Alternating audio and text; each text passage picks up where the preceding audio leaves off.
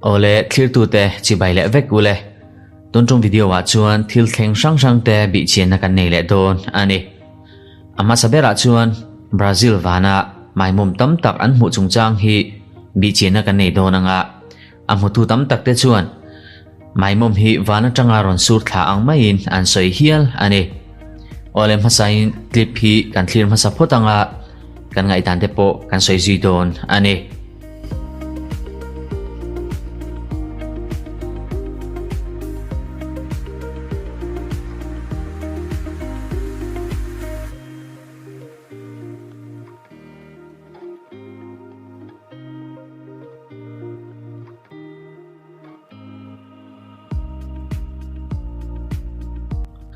ole kan hmu takang khat Brazil wana mai mom tam tak ain lar tin caption lama mi tam takin video an share na an tar langa he thil thleng mak tak phena hian enge omang le tin zona lian tak an nei bok ani tun hai lok khan he thil thleng hi news channel sang sanga hmu tu ram nual bok Sao Tome das Letras wana mai mom tam tak ain lara he thil thleng hian tual chung mi te mak ti a hlo hle bok Sao Tome das Letras khua hi Minas Gerais Brazila auma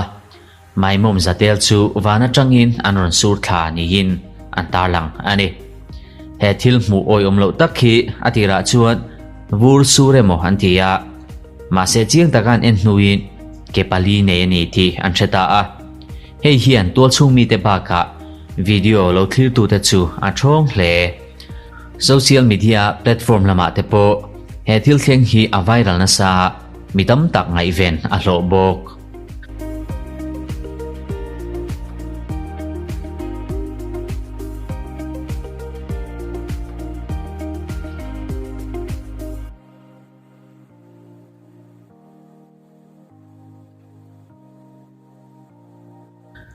Twitter lama chuan event crystalline tiang hian footage a post ba ka caption a siam vele boka ajang chuan mai mom te hian mi pumnan ballooning an ti chu trick an mang thina eti huna hian mai mom ril tam tak chu van bo ruak sang taka chuan an chua zalen thina heti hun hian mai mom ril tam tak chu bo ruak ka tiang hian an chua zalen thina ti chuan clean aron chem vele tiang hian wana tanga ron tla ang main alan tir thin tin soya he tiang hian mai mom tam takin arolin an ti thina wangin alo clear tu mi ta chuan mai mom tam tak chu wana tanga ron sur thangin an lang thin ati clip kan en po hian kan sia thiam ka ring mai mom te hi em wangin nge wana tangin ron tlak mo tang ti chu ngai dan om thei boka he ngai dan hian clip kan en tang po hian chiang takin kan sia thiam ka ring he thil hi chu mai mom ril te hi thil zang tak ania thina chem phei chuan tiang hian olsam takin alen son mai don ani ole tuna chuan soifina dangai thak na kan nei lenga he thil thleng hi danglam tak le mak tak angin midam tak chuan an ngaya amai ro chu biologist Kieran Pesos chuan Daily Mailin a interview na tiang hian a hmu dan le a hriat dan a soi vele boka mai mom tam tak te hi tiang hian a hovin anom khoma mai mom ril tam tak te hi mai mom za tam takinan siam chua ania an vai hian in polna hun an hmana wangin he tiang hian mai mom ril hi a hovin an siam thin ti hin atar lang vele thung he tianga mai mom ril tam tak le mai mom za tam tak mai wana tanga ron tla thla han mu thut chuan thil danglam tak le mak tak angin angai lo theilowa amai ro chu he thil thleng hi thil thleng pa ngai pathianina siam dan phungzo alonia chuwangin thil mak te chim chu ni lo ti kha kan hriat a tha ome possess chuan tiang hian soifiana anei chun zoma mai mom nu te hian organ pakhat spermathesan ti chuan nei hatia hemi hmang hian mai mom pa te chi chu ala khom thei ani he adaptation hianin genetic diversity ya apuina sa ninju ba ka mai mom nu te hian mai mom pa te chi sang sang chu la khomin an du danin an bel bom theya he hian mai mom no te chak zok le danglam zok chu asiam chok thei bok he tianga mai mom nu te hian an chi le mi pachi te an fuse tir nu hian malam huna mai mom pachi chu manzel turatan pon an la la khom thei tho bok ani biological science PhD Anna Lucia Torinhoin asoi fia vele dan chuan mai mom te hi ambika cheng thin ni ma sela species than khate ro hi chu ahu hova cheng te po anom vele thova hetiang hian ahu hovin in polna hun te po an hmang thinin atar lang heng colony te hi thla eng muzat omin atam zo ki chu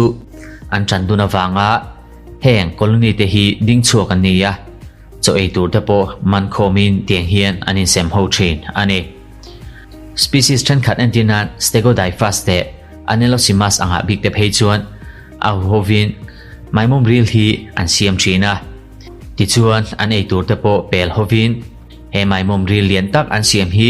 in hum him nan po an mang le thin tho bok in pol na hun an man zo nuwa mai mom te hi an kal sang le thina ama ero chu colony siam turin kumtinin an kal khom le thin bok science lama shilfia na hian chiang takin hetiang hian asoi fia lain he thil thleng fu te chian a en tu tam jok te chu makti na siam tho bok ani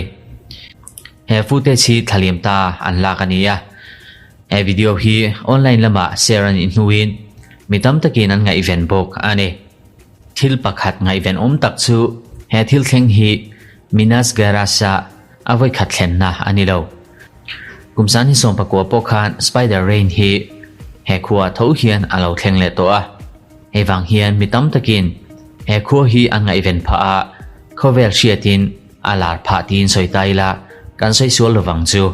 ole kha te kha spider rain mai mom sur chungchanga mitam takin mak anti soifiana kan nei the chu nia kan soifiana talan te kha man in rom chuka soifiana pe kan nilowa scientist na soifiana an pek dan le mi mal then khat mai mom chungchang lo se tu tenan soifia dan ania hemi chungchang a hian ngai dan sang sang te po kan nei theya kan ngai dan te po kha comment lama kan lo share le donia